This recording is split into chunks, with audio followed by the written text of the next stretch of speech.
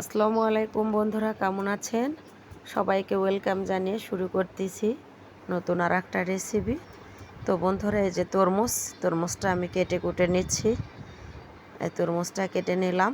তারপরে তরমুজের শ্বাসের প্রয়োজন আমার এই শ্বাসগুলো আমি উঠায় নিচ্ছি খুব সুন্দর করে। এই যে আর হাত দিয়ে ভালো করে চটকে নিলাম, নিয়ে ছেঁকে নেব। এটা রসের প্রয়োজন আমার, অন্য কিছু প্রয়োজন না। শ্বাসটা আমি নিব না, শ্বাসটা খাইয়ে ফেলাইব। তো যাই হোক বন্ধুরা, এই যে এভাবে ছেঁকুনি দিয়ে আমি ছেঁকে নিলাম।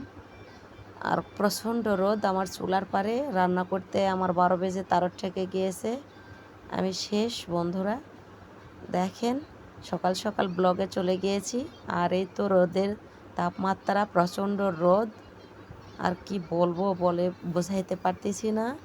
যা কষ্ট করে আপনাদের জন্য আমি রেসিপিগুলো করতেছি, কি আর বলবো। যাই হোক, তারপরে তোমাদের ভালোবেসে আমি রেসিপিগুলো করতেছি এবং আপলোড করে দিচ্ছি। তোমরাও ভালোবেসে আমাকে পাশে রেখেছো, সাপোর্ট করছো।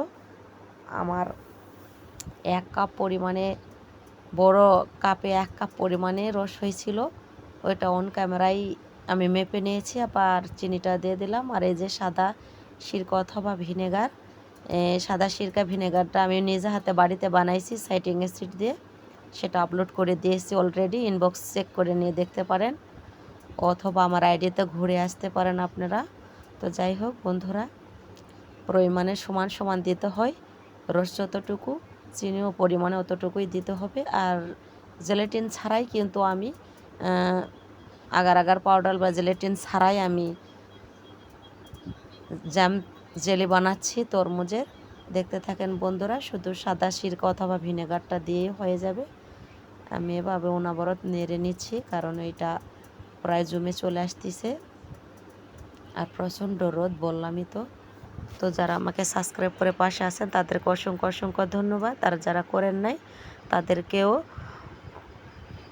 সাবস্ক্রাইব করার অনুরোধ রইল বন্ধুরা।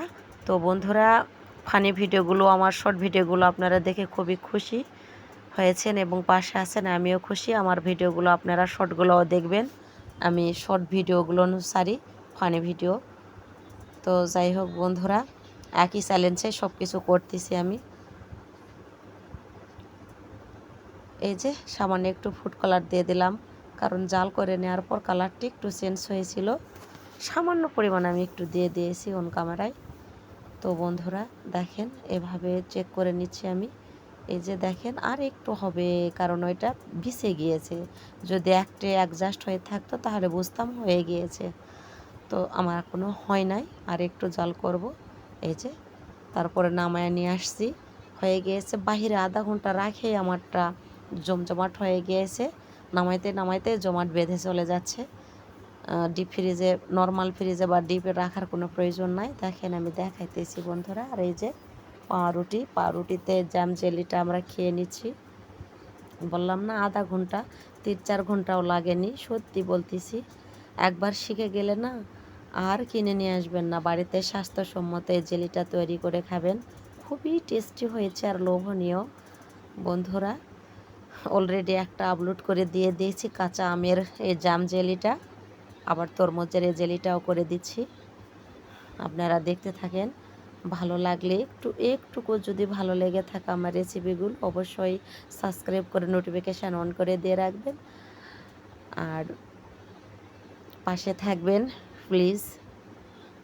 ফেসবুক বলে থাকে, পেজ ফলো দিবেন। ভালো থাকেন, সুস্থ থাকেন, আল্লাহ হাফেজ।